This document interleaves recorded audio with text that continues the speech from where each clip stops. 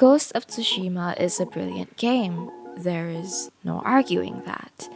It's a game that conveys heavy themes such as the tragedy of war, the importance of family, honor and tradition, and even loss. It does all this while presenting you with a vast, luscious, and beautiful open world filled with things to do like cutting bamboo, petting foxes, getting a load of that ass, Yes! Why am I saying yes to my own butt? I don't know. and of course beheading generals to make unwelcome guests shit their pants. But all of these amazing qualities wouldn't be as amazing if it didn't have a memorable cast of characters to present them. So let's talk about the samurai, Jin Sakai. Oh, and yes, there will be spoilers, you have been warned.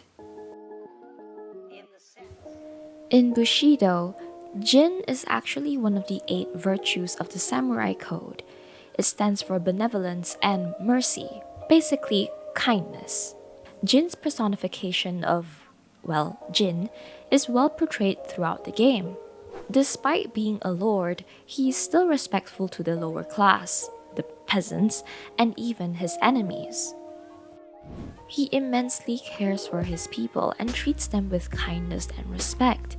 He's kind, soft-spoken, reasonable with his negotiations, and always honors his word. Though he may be a fierce, valiant warrior, he also has a soft, compassionate side. He may find his allies questionable, but if he has known them long enough, he puts his faith in them.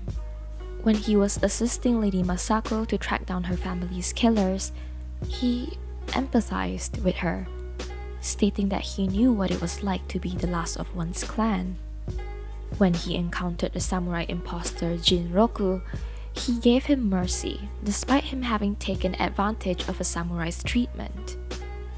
Similarly, in the mission Honor Buried Deep, he gives bandits a chance at redemption, even going as far as to fight alongside them to defend their home. And keep in mind that he manages all this while at the same time being a loyal servant to the Shogun. His skills as a swordsman, a horseback rider, his capability with a bow, and his blood lineage puts him pretty high up in the list of people who you should respect if you don't want your head chopped off. I mean, like he could be the shittiest person in all of Tsushima, and people would still lick the soles of his feet. So, how did such a complex and unique character came to be? Well, it may have something to do with his upbringing. Jin hails from Omi village and is the son to Kazumasa Sakai, the samurai lord of Clan Sakai, and his wife, Lady Sakai. That's a lot of Sakais. He was orphaned at a young age, losing his mother to illness and his father to bandits. As a young teenager, he became severely traumatized, having witnessed his father's death in front of him. As we mentioned earlier, Jin grew up with the severe burden of not being able to save his father, and as a result, he devoted his life to becoming a samurai warrior worthy of his uncle's praise.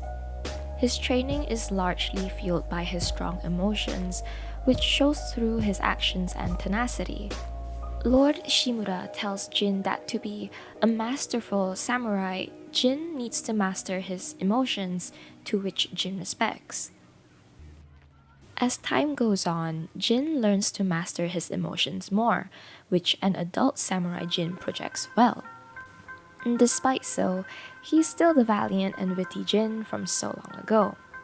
He also has a snarky sense of humor.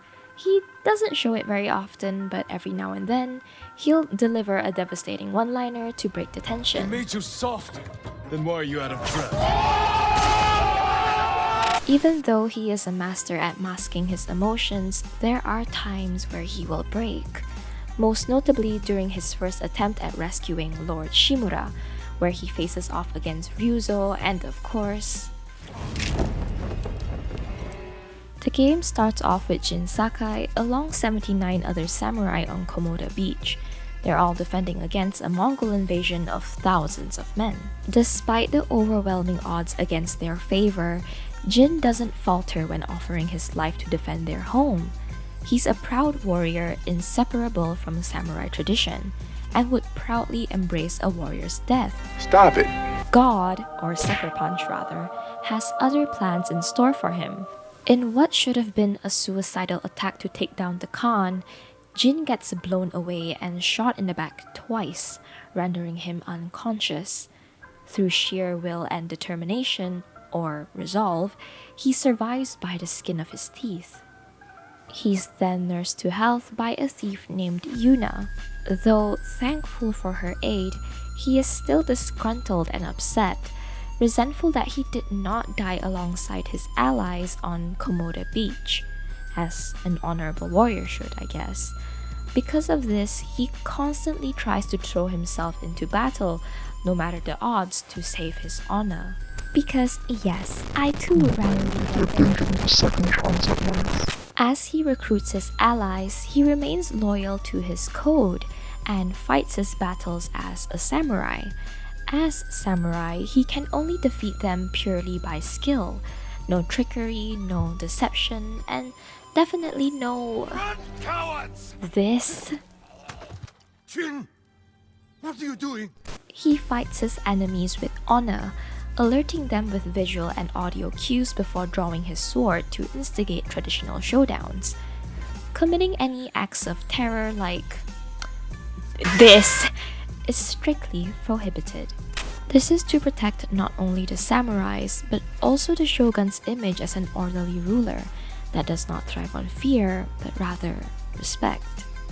Ghost of Tsushima's main focus may be of Jin Sakai's transition from an honorable shogun servant to a maverick assassin for the people.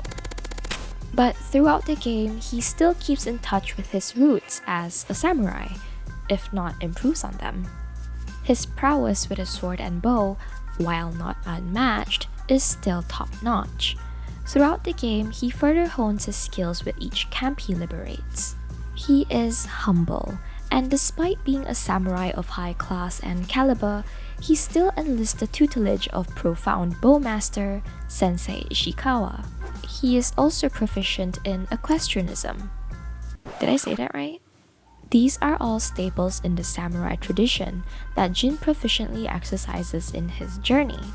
As Jin progresses his quest in driving out the Mongols, he learns more samurai techniques. Stances to break different enemy defenses, archery techniques for debilitation, and even journeying through extraordinary heights and hidden locations to learn long-forgotten mythic arts.